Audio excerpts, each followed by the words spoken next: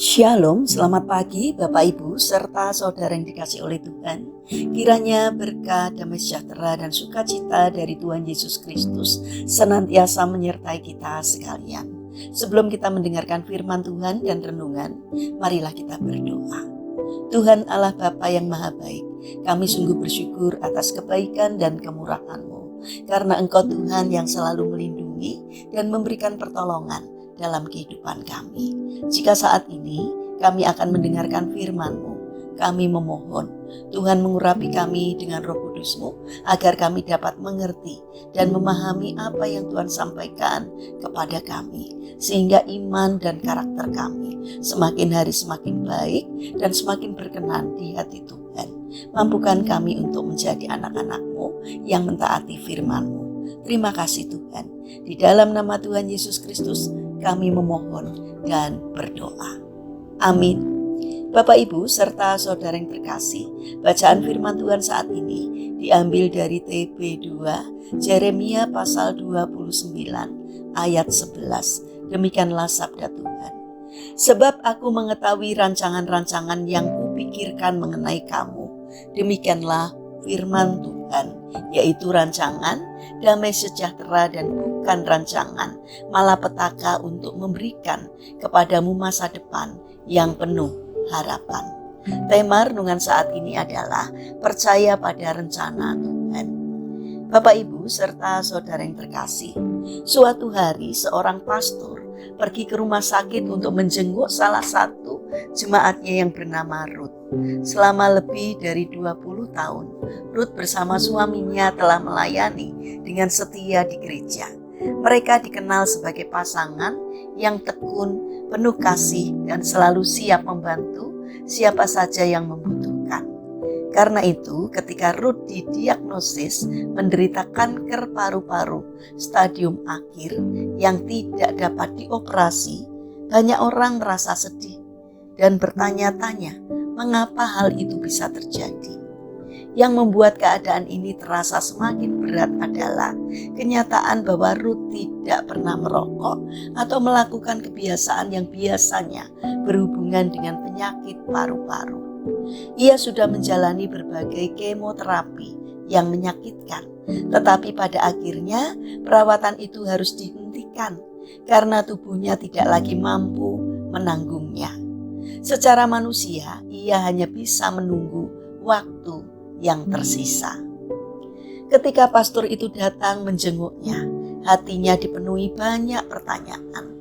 Ia bahkan sempat bertanya di dalam doa, apa yang harus ia katakan kepada Ruth? Namun saat berada di kamar rumah sakit itu, ia merasakan bahwa Tuhan justru menuntunnya untuk lebih banyak mendengarkan daripada berbicara. Secara fisik, Ruth memang tampak lemah. Rambutnya sudah rontok karena pengobatan yang dijalaninya.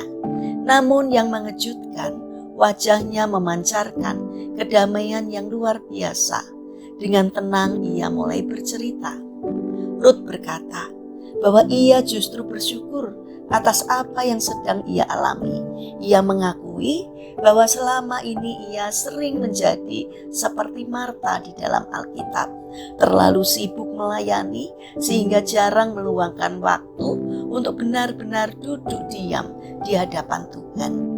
Kesibukan pelayanan membuatnya lebih fokus pada pekerjaan bagi Tuhan daripada membangun keintiman dengan Tuhan. Melalui penyakit ini, Ruth merasa Tuhan memperlambat langkah hidupnya. Dalam masa yang sulit itu, ia justru belajar mengenal Tuhan dengan cara yang lebih dalam. Ia belajar berdiam diri, berdoa dengan lebih sungguh-sungguh, dan merasakan kehadiran Tuhan secara pribadi. Bapak Ibu serta saudara yang terkasih, mendengar kesaksian itu, akhirnya sang pastor yang awalnya datang dengan hati penuh kesedihan justru pulang dengan hati yang dikuatkan. Ia menyadari bahwa cara pandang Tuhan seringkali berbeda dengan cara pandang manusia. Apa yang bagi manusia terlihat sebagai penderitaan, Tuhan dapat pakai sebagai jalan untuk mendatangkan pertumbuhan rohani dan kedewasaan iman. Firman Tuhan di dalam Yeremia pasal 29 ayat 11 mengingatkan kepada kita bahwa Tuhan memiliki rancangan damai sejahtera bagi setiap anak-anaknya.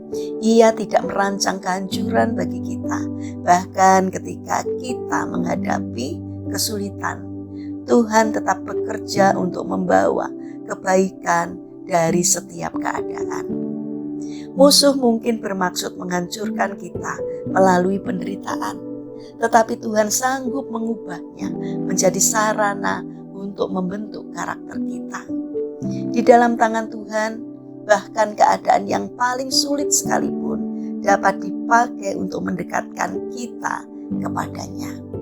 Bapak, Ibu, serta saudara yang terkasih, karena itu, marilah kita belajar bersyukur dalam setiap musim kehidupan, baik dalam sukacita maupun dalam pergumulan. Percayalah bahwa Tuhan tetap memegang kendali. Ia tidak pernah meninggalkan kita, dan pada waktunya kita akan melihat bahwa rancangannya selalu indah. Mari kita berdoa. Tuhan Yesus yang Maha Baik, ajarilah kami untuk tetap bersyukur dalam setiap keadaan. Tolong kami untuk percaya bahwa dalam suka maupun duka, Engkau selalu bekerja mendatangkan kebaikan bagi hidup kami. Bentuklah hati kami agar semakin mengenal dan mengandalkan Engkau. Bapa yang Maha Baik, saat ini kami berdoa bagi mereka yang mengalami permasalahan dan kesulitan hidup.